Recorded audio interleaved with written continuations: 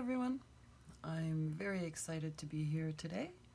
I will be doing the last, I guess it's a kind of a trilogy that I've been doing of these really nice 10 by 10 canvases with my black negative space and my primary colors. I've really been enjoying doing this series, so I'm going to be wrapping up with a similar style to get again today, Dirty Cup, and probably a flip and drag. So here we go.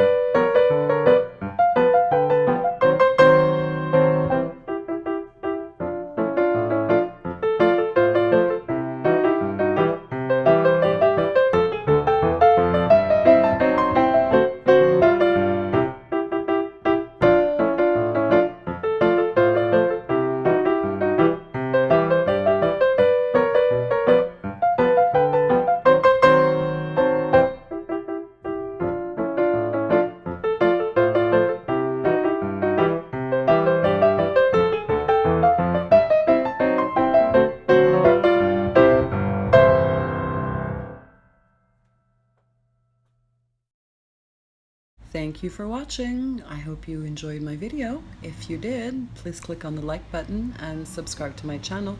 I'll see you next time. Bye.